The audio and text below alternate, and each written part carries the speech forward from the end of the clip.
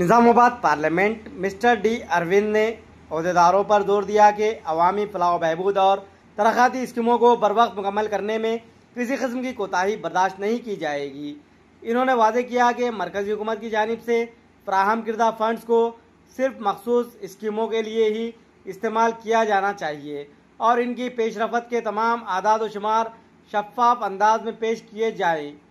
रुकन parliament Nizamabad mister D Arvind आज ज़िला तरक्याती राब्ता व मॉनिटरिंग कमेटी दिशा के इजलास की सदारत करते हुए इस इजलास में रुकन असम्बली निज़ामाबाद अर्बन धनपाल सूर्यनारायणा, जिला कलेक्टर टी विनय कृष्णा रेड्डी और दीगर आला अहदेदार मौजूद थे। इजलास में मुख्तलिफ महकमाजात के तहत जारी फलाही व तरक्याती मनसूबों का जायजा लिया गया और गुज़िश्ता इजलास में लिए गए फैसलों पर अमल आवरी इसके बारे में तफसीलात हासिल की। मिस्टर अरविंद ने कहा कि स्कीमों के नफाज में मरकजी और रियासत के हिस्सेदारी, फंड्स की तकसीम, कामों के आगाज़ और तकमील की तफसीलात हर सतह पर वाज़ेह रहनी चाहिए। अलॉट फंड से मुकम्मल होने वाले मनसूबों की निशानदही के लिए मुस्तकिल बोर्ड्स नस्ब करने की भी हिदायत दी। इन्होंने अफसोस जाहिर किया कि अमृत स्कीम के तहत ज़ेर इल्तिवा अंडरग्राउंड ड्रेनेज और पीने के पानी के काम बरसों से ताख़ीर का शिकार है। इन्होंने कहा कि दशहरा तफसीलात के बाद इन मनसूबों का खुसूसी जायज़ा लिया जाएगा और मुताल्लिक़ा अहदेदारों को तफसीली रिपोर्ट के साथ हाजिर होना होगा। पार्लियामेंट अरविंद ने माकलूर मंडल के आदवी, मामड़ीपल्ली और माधोनगर ROB के तामीरी कामों को तेज़ करने पर जोर दिया। इसी तरह मुख्तलिफ पुलों, कलवर्ट्स और अप्रोच रोड्स की तामीरात को जंगी खुतूत पर मुकम्मल करने की हिदायत दी। निज़ामाबाद आरमूर शाहराह पर बरसों से मुअत्तिल तनाज़े के हल के बाद अब सड़क की तवस्सी के लिए राह हमवार हो चुकी है। अरविंद ने कहा कि PM विश्वकर्मा स्कीम से हर मुस्तहिक को फ़ायदा पहुँचना चाहिए और निज़ामाबाद ज़िला इस सिलसिले में मुल्क के अव्वलीन मुकामात पर रहने का मुस्तहिक है। PM श्री स्कीम के तहत ज़िले की 8 स्कूलों को मरकज़ से फंड्स मौसूल हो चुके हैं, जिन्हें एडिशनल क्लासरूम्स, जमात, लाइब्रेरी, लेबोरेटरीज, खेल के अशिया और मैदानों की तरक्की पर खर्च किया जा रहा है। इन्होंने मिड डे मील स्कीम की बिलों की बरवक्त अदायगी और आंगनवाड़ी मराकज़ में मयारी अंडे व ग़िज़ाई अजनास की फराहमी पर भी जोर दिया। नाक़िस अंडे सप्लाई करने वाले कॉन्ट्रैक्टर के खिलाफ तहक़ीक़ात और कार्रवाई की हिदायत दी। हालिया तूफ़ानी बारिशों से फसलें मुतासिर होने पर अरविंद ने किसानों को हर मुमकिन इमदाद फराहम करने की अपील की। कलेक्टर ने बताया कि दरियाए गोदावरी और मंजीरा के बैक वाटर से मुतसिल देहात की खेतियाँ ज़ेर आब आ गई हैं। मुतासरा इलाकों का सर्वे मुकम्मल हो चुका है और हुकूमत को तफसीली रिपोर्ट रवाना की गई है। अलावा अज़ीज़ ज़रई अराज़ी में जमा रेत की सफाई के लिए मनरेगा मजदूरों को मुतय्यन किया गया है। रुकन असम्बली मिस्टर धनपाल सूर्यनारायणा ने निज़ामाबाद म्यूनसिपल कॉरपोरेशन के तहत तिजारती कॉम्प्लेक्स में बेनामी कारोबार और बरसों से किराया ना चुकाने वालों का मसला उठाया।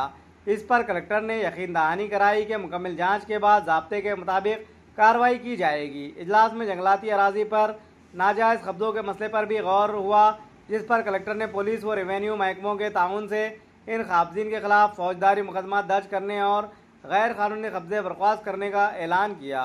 इस इजलास में additional collectors Ankit Kiran Kumar, DFO Vikas Meena, trainee collector केरुलना चिंगत्युआन मावी, commissioner municipal corporation Dilip Kumar, DRDO Saya Goud, Disha committee अराकीन हनुमंतराव आशन्ना, लिंगम विजया और मुख्तलिफ महकमाजात के अहदेदार भी मौजूद थे।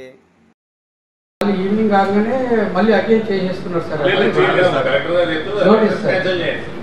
ఇప్పుడు ఆ షాపు మున్సిపాలిటీదా మీరు అనేది సార్ షాపింగ్ కాంప్లెక్స్ 66 షాప్స్ మనయే సార్ వాళ్ళ లీజ్ క్యాన్సిల్ చేసేయండి మీరు వేరే వాళ్ళకి లీజ్కి ఇవ్వండి. ఓకే సార్ ప్రైవేట్ దాన్ని ఈజీగా హ్యాండిల్ చేయొచ్చు, మనది కూడా మీరు ఎందుకు రివ్యూలో మనం డిస్కస్ చేసి లిమిటేషన్ చేసి తర్వాత థర్డ్ పార్టీ ఉంటే కూడా మీరు లీజ్ ఒకళ్ళకి ఇస్తారు, వాళ్ళు వేరే వాళ్ళకి ఇవ్వకూడదు. అట్లాంటివి ఉంటే అనఫిషియల్ ఇన్ఫర్మేషన్ కలెక్ట్ అంటే ఈవెన్ కమిషనర్ ఆఫీస్ CDMA నుండి కూడా మనకు కమ్యూనికేట్ చేసిన దాంట్లో సార్ అందులో డిస్మాంటిల్డ్ బిల్డింగ్స్ పైన ఏదైతే అమౌంట్ అక్రూ అయి ఉన్నది సార్ ప్రాపర్టీ ట్యాక్స్ అది అలానే ఉండిపోయింది సార్. తర్వాత వాటిని సిడిఎం యాప్స్ నుండి కూడా అన్కలెక్టబుల్ డిమాండ్లోనే ఉంది సార్. ఈ 23 crores sir 13 CR from 2 hotels ఉన్నాయి సార్. ఒకటి నిఖిల్ సాయి ఇంటర్నేషనల్ సార్, తర్వాత వంశీ ఇంటర్నేషనల్ సార్. సో వాటికి సంబంధించి మొన్న రీసెంట్గా మీటింగ్ పెట్టినాం సార్. కలెక్టర్ సార్ ఛాంబర్లోనే మీటింగ్ కన్వీన్ చేసినాం సార్. తర్వాత దానికి సంబంధించి వాళ్ళని కూడా పిలిపించాం సార్, ఓనర్స్ని కూడా పిలిపించినాం సార్. వాళ్ళు చేసే క్లైమ్ ఏదైతే ఉందో దాని అంతా కూడా ఎగ్జామిన్ చేసినాం సార్. అయితే వాళ్ళు ఏమంటారు సార్ అంటే ఇయర్ వైజ్గా మేము చెక్స్ ఏదైతే మీకు డిపాజిట్ చేసినామో వాటిపైన కూడా ఇంట్రెస్ట్ అమౌంట్ క్యాలిక్యులేట్ అయ్యకుండా వస్తుంది మాకు ఆన్లైన్లో. కాబట్టి అది బ్యాక్ ఎండ్లో దాన్ని సెట్ చేస్తే మేము పే చేస్తామన్నారు సార్. తర్వాత మొన్న రీసెంట్గా మేము స్టార్ట్ చేసిన తర్వాత వాళ్ళు హైకోర్టుకి వెళ్తే మళ్ళీ మేము అగైన్ హైకోర్టు డైరెక్షన్ ఇచ్చేసారు మనకు రీఅసెస్ చేయమని చెప్పేసి. సో రీఅసెస్మెంట్ సంబంధించి టీమ్స్ను మొన్న last month 25th, 26th 2 days hotels visit చేసి ఫ్రెష్గా వాళ్ళకి సంబంధించిన హోటల్స్ సంబంధించిన అన్ని ఫ్లోర్స్లో మెజర్మెంట్ తీసుకున్నాం సార్. మెజర్మెంట్ తీసుకున్న కాపీ పైన ఓనర్స్ సమక్షంలో చేసినట్టుగా వాళ్ళ సంతకాలు కూడా తీసుకున్నాం సార్. అని ఆ ప్రూఫ్ ఉండాలి, మళ్ళీ రేపు డినై చేయకుండా ఉంటుంది అని చెప్పేసి. సో ఫస్ట్ అయితే మేము ఇప్పుడు ఆఫ్లైన్ ఎక్సర్సైజ్ చేస్తున్నాం సార్. అది క్యాల్కులేషన్ చేసిన తర్వాత ఎంతైతే వస్తుందో సార్, తర్వాత వాళ్ళు సబ్సిక్వెంట్గా ఎంత పేమెంట్ చేసారు అనేది కూడా ఆ చెక్స్ ఎన్ని డిపాజిట్ చేసిన ఆ క్యాల్కులేషన్ తీసేసి ఇక్కడ నుండి సిడిఎంఏ ఆఫీస్కి రాపించి సార్, తర్వాత అక్కడ నుండి సిజి సెంటర్ ఫర్ గుడ్ గవర్నెన్స్కి రాపించి బ్యాక్ ఎండ్లో అదంతా రెక్టిఫై చేయడానికి ప్లాన్ చేస్తున్నాం సార్. ఈ ఎక్సర్సైజ్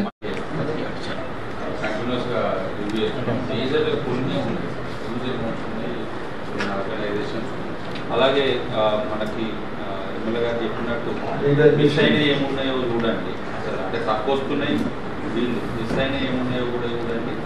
అన్నెసరి ఎక్కువ వచ్చినాయి కూడా మీరు రివైజ్ చేయాలనుకునేవి కూడా ఎవరైనా సఫరర్స్ ఉంటే రివ్యూ జరిగింది. సో అందరూ డిస్ట్రిక్ట్ ఆఫీసర్స్కి నా రిక్వెస్ట్ ఏంటంటే ఈరోజు గౌరవ చైర్మన్ గారు, గౌరవ ఎమ్మెల్యే గారు చెప్పిన విధంగా ప్రతి స్కీమ్లో కూడా కొన్ని ఇష్యూస్ ఐడెంటిఫై చేశారు. సో ఫర్ ఎగ్జాంపుల్ అగ్రికల్చర్ లోపల డీకాస్టింగ్ చేసుకున్నామన్నారు, బట్ బయట తెలియదు. సో నేను నిన్న రివ్యూలో కూడా చెప్పాను, మనకి ఎన్ఆర్ఈజిఎస్ నుండి గవర్నమెంట్ సైడ్ నుండి చేయమని కూడా చెప్పాను. సో మనం చేసే వర్క్లు బయట ప్రజలకు తెలిసేటట్టు చేయాలి, కొంత పబ్లిసిటీ వచ్చేటట్టు కూడా చేస్తే గవర్నమెంట్ సైడ్ నుండి ఏం జరుగుతుందని తెలుస్తుంది. అది దృష్టిలో పెట్టుకొని చేయండి. తర్వాత హెల్త్ డిపార్ట్మెంట్కి సంబంధించి మనకు రివ్యూ చేసేటప్పుడు ఇన్ఫర్మేషన్ ఏదైనా అడిగితే అందరికీ అకౌంటబిలిటీ ఉంది. సో మీరు ప్రాపర్ ఇన్ఫర్మేషన్ ఇవ్వండి.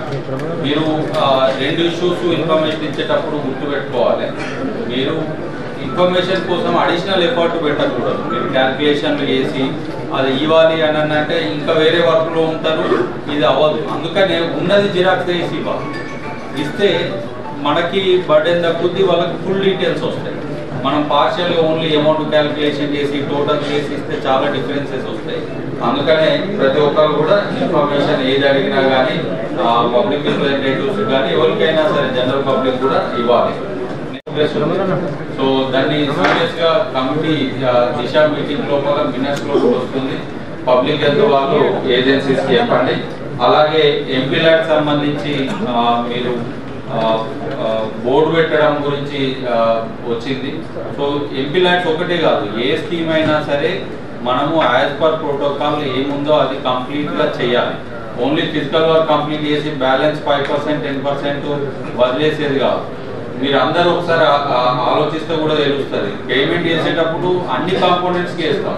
మెయిన్ వర్క్ 90% అయినా పేమెంట్ 100% వేస్తాం. అంటే మిగతా వర్క్ జరగకుండా చేసుకున్నామా అనేది కూడా మీరు ఇంజనీరింగ్ డిపార్ట్మెంట్ చూసుకోవాలి. నేమ్ బోర్డ్స్ కానీ ఎవ్రీథింగ్, లేబులింగ్ కానీ ఎవ్రీథింగ్ పర్ఫెక్ట్గా ఉండేటట్టు చూడండి. తర్వాత ఎన్ఎఫ్బిఎస్ పబ్లిసిటీ కొంత అన్ని డిపార్ట్మెంట్స్ నుండి ఇవ్వండి. సో ఇవన్నీ సార్ ఈరోజు మినిట్స్లో ఇంక్లూడ్ చేసి మేము ఫాలోఅప్ చేస్తాం సార్. నెక్స్ట్ రివ్యూ కూడా వీటి మీద యాక్షన్ టేక్ రిపోర్ట్తో పాటు మీ ఇన్స్ట్రక్షన్స్ ప్రకారము అన్ని డిపార్ట్మెంట్లో కూడా మీ ఇన్స్ట్రక్షన్స్ ఫాలో అవుతూ ఈ స్కీమ్స్ అన్ని మేము తీసుకెళ్లే ప్రయత్నం చేస్తాం sir. Thank you sir. Central fund deposit చేయాలి, అది రికమెండ్ చేద్దాం, రిజాల్వ్ చేసి రికమెండ్